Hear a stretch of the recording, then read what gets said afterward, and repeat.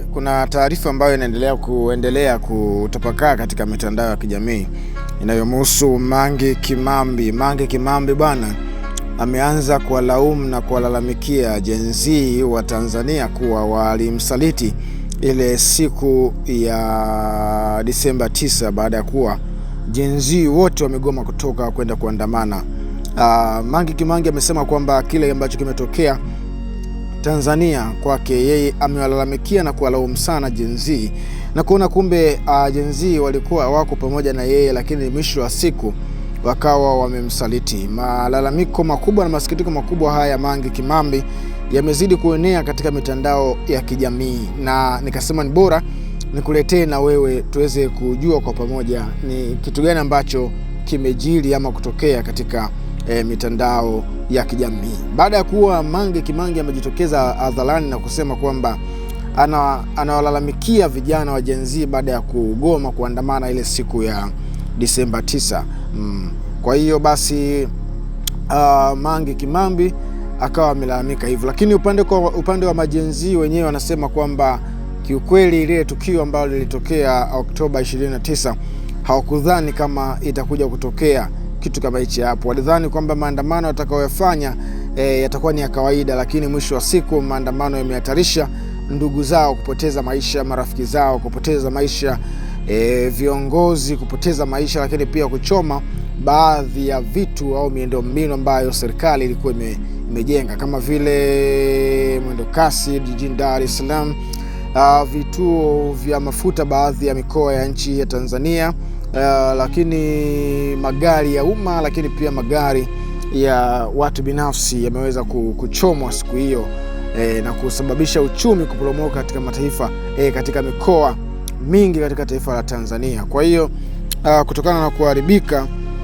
kwa miundombinu hiyo na watu kuweza kupoteza maisha, Gen Z wameona njia pekee ya kuweza kufanya hayo mambo yote yasiweze kuendelea kutokea ni kuweza kutulia tu, kutokumsikiliza Mange Kimambi kile ambacho anazungumza kwamba watu waandamane. Lakini pia Gen Z na wao pia wakawa wamemjibu Mange Kimambi na kusema kwamba kile ambacho wameamua wao ndicho kile ambacho walikifanya. Kama Mange Kimambi yeye alikuwa anahitaji watu waandamane, basi kitu ambacho angetakiwa kukifanya, alipaswa na yeye asafiri kutoka huko Marekani aje Tanzania kwa pamoja waweze kushirikiana kwa pamoja kuweza kuandamana wakiwa wote kwa pamoja. Lakini yeye Mange Kimambi amekuwa anaongea tu kwenye mitandao ya kijamii na kusema kwamba vijana waweze kuandamana, waweze kutoka siku hiyo waweze kuandamana, lakini yeye amekaa huko na kitu kingine hakuweza kutoa pole wala kutoa pole kwa msisitizo kutokana na vifo vilivyotokea wakati ule.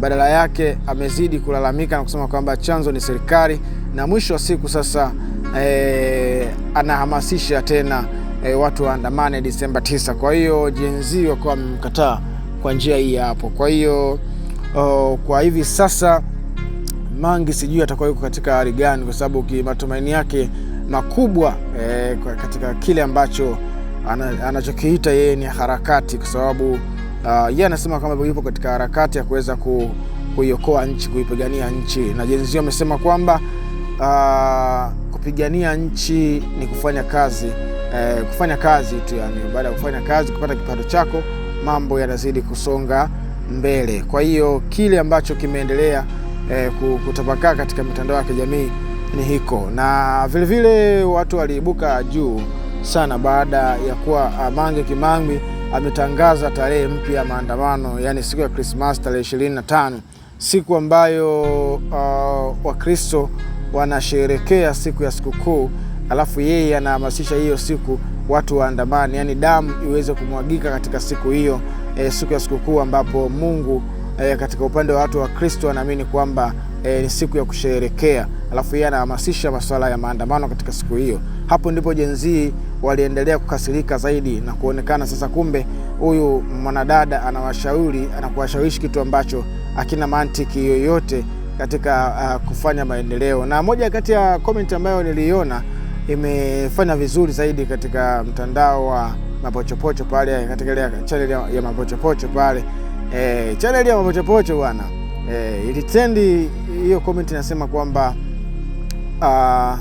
katika siku hiyo maandamano hayatakiwi kabisa, hayatakiwi kabisa kabisa kabisa. Kwa hiyo kikubwa zaidi yanatakiwa yaweze kuenziwa mambo mazuri kweli kweli, sio mambo mabaya katika yote ya yote. Kwa hiyo niseme tu kwamba kile ambacho kimeendelea kutokea ni pamoja na maendeleo ambayo tumeyapata ya kuwa na viongozi ambao wanaweza kushauri na kushawishi katika kufanya vitu ambavyo vina usawa zaidi. Hayo ni maelezo na uchambuzi wa kina kuhusiana na hiki ambacho kinachoendelea katika mitandao ya kijamii kinachowahusu Gen Z pamoja na Mange Kimambi. Bwana, hii ni channel yako siku zote, wewe ni familia yetu, na kama wewe ndio mara ya kwanza umejikuta tu umeingia katika hii familia, basi hakikisha una subscribe channel hii hapa, alafu una share na wengine waone. Maoni yako ni yapi juu ya hiki ambacho kimeelezwa na kile ambacho nimekielezea hapa?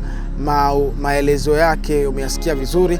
Sasa toa maoni kati ya Gen Z na Mange Kimambi, nani yuko sawa? Kwa sababu Mange Kimambi anawalaumu Gen Z kutokuandamana Oktoba, kutokuandamana Disemba, maana Disemba 9, maana Oktoba waliandamana. Hii Disemba 9 wakawa wamegoma kuandamana hawa Gen Z. Kwa hiyo toa maoni yako hapo, nini ambacho nafikiri wewe, na utagi pale sehemu ambayo unapatikana. Kama unapatikana Tanzania, sema uko katika mkoa gani. Kama unapatikana nje ya Tanzania, basi sema uko katika nchi gani: Kenya, Uganda, Rwanda, Burundi, Kongo, Nigeria, Mozambique, Marekani na kokote kule ambako itakufikia hii hapa. Nchi yoyote ile, toa maoni yako, andika unatoa maoni kwa maeneo gani. Bye bye.